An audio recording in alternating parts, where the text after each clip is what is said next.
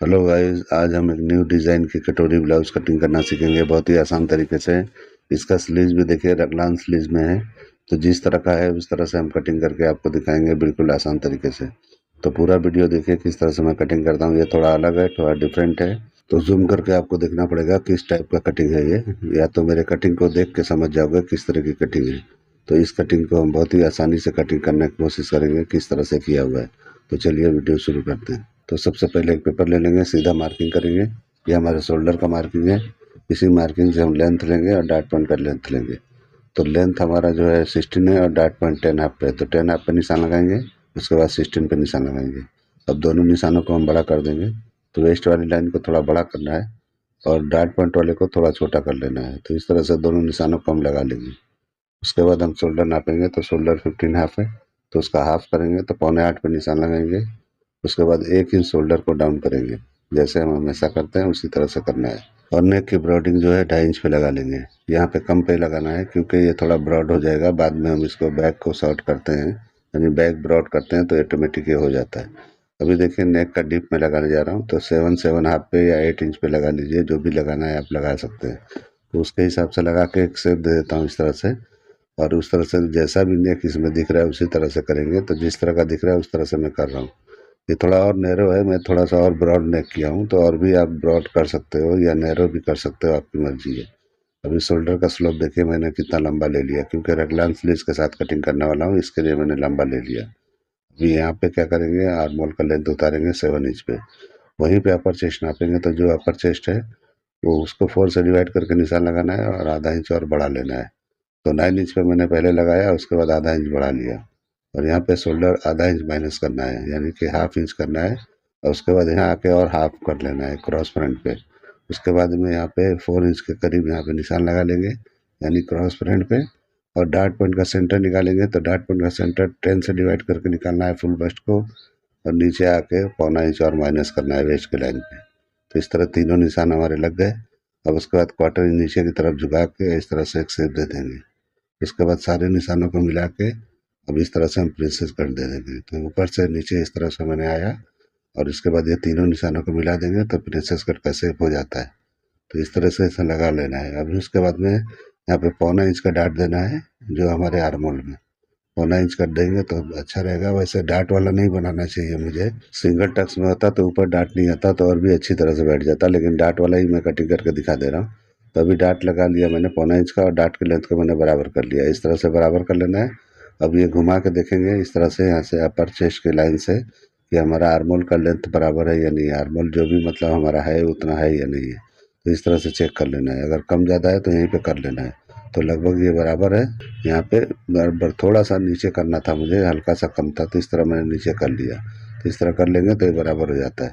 अब हम शेप दे देंगे प्रिंसेस कट का। तो जैसे मैं दे रहा हूँ इस तरह से आप दे दोगे तो बराबर हो जाएगा। तो इस तरह से कर लेना है। अभी डाट देना है तो हमको क्या करना है कि यहाँ पे 3 इंच का डाट देना है। 3 इंच का ही डाट देंगे तो ये बराबर बन जाएगा। तो देखिए अभी डाट का निशान यहाँ पे लगा के और बराबर कर लेना है डाट के लेंथ को। तो इस तरह से डाट के लेंथ को हम बराबर कर लेंगे। और उसके बाद में जो भी यहाँ का पार्ट है सेंटर का, इस तरह से माइनस करके यहाँ बढ़ा लेंगे। जो भी वेस्ट है आपका तो वहाँ से 4 से डिवाइड करके निशान लगाना है। और उसके बाद में 1.5 इंच ऊपर की तरफ निशान लगाना है लाइन से। तो जो भी लाइन है नीचे उसे 1.5 इंच के करीब ऊपर निशान लगा लेंगे तो ये बराबर हो जाएगा, अच्छी तरह से बैठ जाएगा। यानी कि जो भी राउंडिंग होता है वेस्ट का एकदम सीधा बिठा बैठ जाएगा, अच्छी तरह से दिखाई देगा। अगर आप इस 1.5 इंच माइनस नहीं करते हो तो साइड झुका झुका दिखाई देगा। तो बहुत लोग का ये कमेंट होता है कि क्यों 1.5 इंच माइनस करते हो, तो इसलिए मैं बता रहा हूँ। और इसी निशान से बैक का निशान लगता है तो बराबर बैक शॉर्ट होता है और अच्छी तरह से बैठता है। अभी प्रिंसेस कट का शेप भी मैंने लगा लिया है। अब बेल्ट देखिए, अगर नीचे लगाना है तो इसमें बेल्ट लगा हुआ है, तो पट्टी की तरह लगा हुआ है, लेकिन बेल्ट की तरह मैं कटिंग कर देता हूँ। तो 0.25 इंच का मैं कटिंग कर दे रहा हूँ। ये सब जगह पट्टियाँ लगी हुई है, पलटी करके जो लगती है, यानी नीचे से ऊपर पलट के जो लगता है उस तरह का लगा हुआ है। तो ये उतना बेहतरीन नहीं है, जिस तरह का चाहिए उस तरह का नहीं है। तो बनाने वाले ने तो बना दिया है जैसा भी बनाया है, लेकिन मैं अपने हिसाब से बता रहा हूँ। तो इस तरह से आपको कर लेना है, यानी कि अलग से बेल्ट 1 इंच का लगा लेंगे तो ये बेहतरीन लुक में आएगा। जो ये देख रहे हो उससे भी बेहतरीन आएगा। अभी देखिए यहाँ पे कटोरी का शेप लगा रहा हूँ, तो इस तरह से नाप के कटोरी का शेप लगाना है। तो कटोरी का शेप भी इस तरह से लगा हुआ है, क्योंकि मैंने देखा उसमें जूम करके तो इस तरह से मुझे दिखता है तो मैंने लगा लिया है। अगर नहीं लगाना है तो भी चलेगा, लेकिन उसमें दिखता है तो मैंने लगाया है, क्योंकि इसी तरह का कटिंग मुझे दिख रहा है, किसी ने इमेज भेजा था मुझे, तो उसके हिसाब से मैं कटिंग करके दिखा रहा हूँ। तो देखिए कटोरी का शेप किस तरह से भी लगा है, जिस तरह मैंने लगाया अभी। तो बहुत सारे अलग अलग कट इसमें लगे हुए हैं, तो उस तरह से मैं लगा रहा हूँ। अब ये रगलान स्लीव का इस तरह से मार्किंग कर देंगे। देखिए मैं किस तरह कर रहा हूँ। स्लीव इसमें अलग से लगाना है तो अलग से लगाओ, या तो रगलान स्लीव एक साथ करना है तो एक साथ भी कर सकते हो। तो इस तरह से ये देखिए किस तरह से किया हुआ है। अभी यहाँ पे नापेंगे जो भी स्लीव है उससे थोड़ा सा बढ़ा के रखना है, क्योंकि डार्ट हम यहाँ पे देंगे तो कम हो जाएगा, यानी कि डार्ट हम लगा रहे हैं, यानी कि देखिए आर्मल में डार्ट है तो उसको कटिंग करेंगे तो क्लोज हो जाएगा। तो उतना हम बढ़ा के रख लेंगे, 1-1.5 इंच के करीब में, 1.5 इंच करीब बढ़ा लेंगे। इस तरह से निशान लगा देंगे।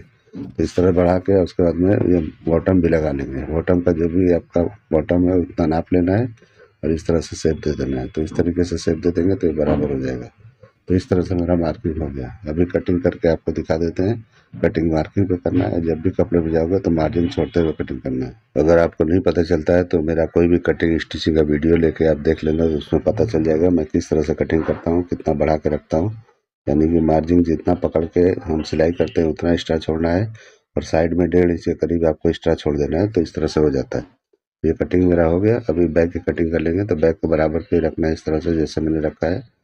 अब यहाँ पे बराबर पे निशान लगाना है, कुछ भी कम ज़्यादा करके नहीं लगाना है। थोड़ा सा शोल्डर आप नीचे की तरफ कर लोगे तो थोड़ा ऊपर की तरफ बढ़ा सकते हो हल्का सा। तो इस तरह से बढ़ा लो, नहीं बढ़ाओगे तो भी इसमें चलता है। ये कट अलग है। ये जो स्लीव्स की डिज़ाइन है ये टी शर्ट वगैरह में कटिंग होता है, ये ब्लाउज में नहीं होता है। बहुत लोग ब्लाउज में पसंद नहीं करते हैं, तो इस तरह से मैं फिर भी करके दिखा रहा हूँ, जैसा इमेज आया है मुझे उस तरह से। अब मैं मार्किंग कर लिया। अब साइड को टर्न करके और उसके बाद में बराबर कर लेंगे साइड के लेंथ को। तो इस तरह से बैक का लेंथ यहाँ पे निकल जाएगा। तो इस तरह से आपको निशान लगा लेना है। अभी हटा देंगे और उसके बाद में मार्किंग कर देंगे, यानी लेंथ का मार्किंग। तो लेंथ का मार्किंग देखिए सीधा करना है, और उसके बाद में एक निशान एक्स्ट्रा बढ़ा कर निशान लगाना है, क्योंकि डार्ट हम करने वाले हैं तो इसलिए वहाँ पे बढ़ा के निशान एक लगा लेना है। बाद में क्लोज करेंगे और यहाँ शोल्डर सीम का बराबर पे निशान लगाना है, कुछ कम ज़्यादा नहीं करना है, क्योंकि डार्ट हम लगाएंगे तो ऑटोमेटिक कम हो जाएगा। अब यहीं पे हम क्या करेंगे, नेक का निशान लगा देंगे। तो इस तरह से मैंने लगा लिया है।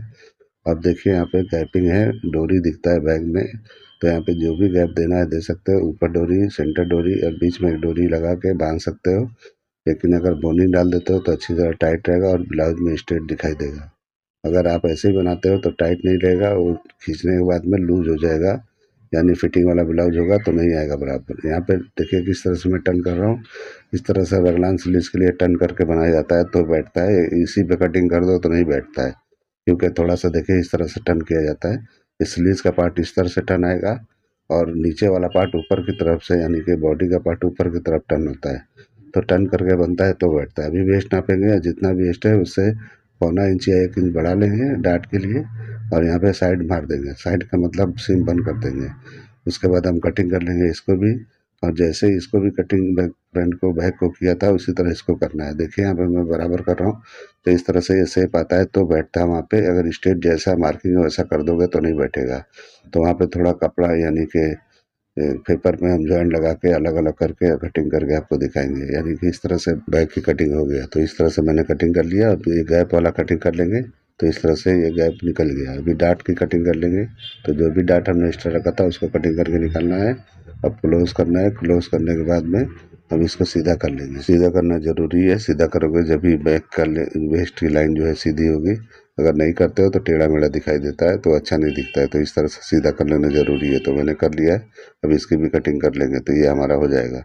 तो इस तरह से ये हमारा कंप्लीट हो गया बैक का कटिंग।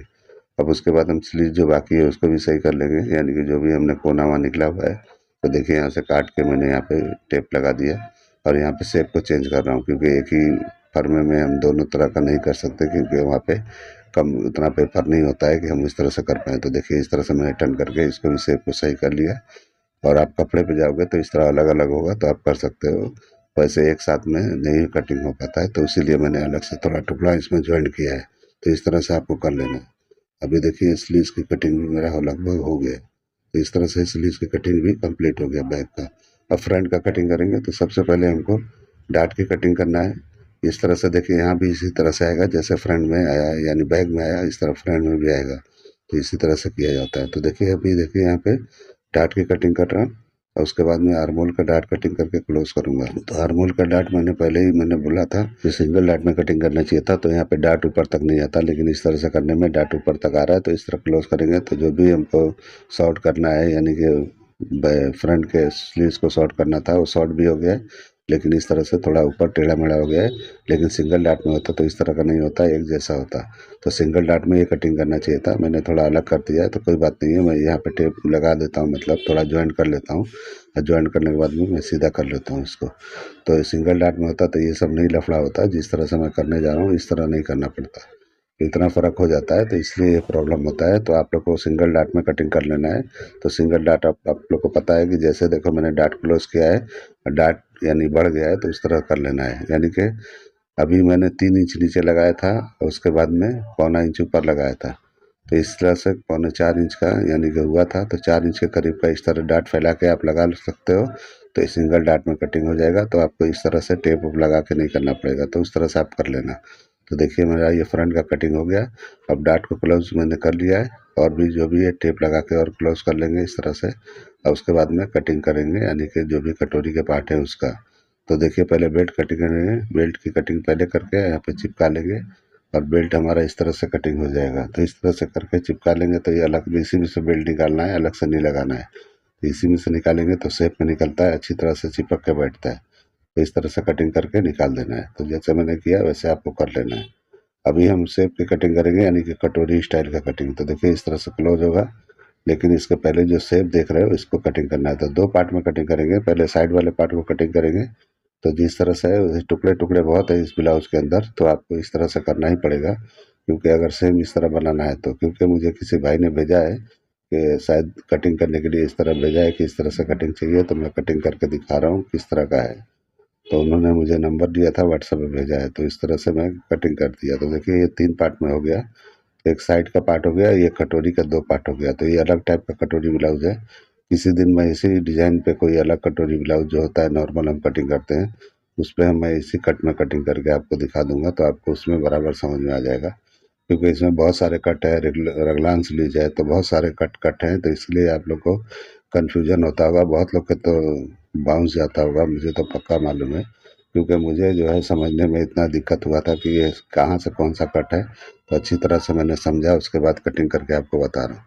अभी देखिए स्लीव्स का मैं दूसरा कटिंग करके वहाँ पे रख के दिखा रहा हूँ। तो इस तरह नाप लेना है, यानी कि बैक के बराबर ही फ्रंट का होना चाहिए। तो इस तरह से बैक भी रख लिया, फ्रंट भी रख लिया, और उसके बाद एक जैसा मार्किंग करके उसके बाद कटिंग कर लेंगे।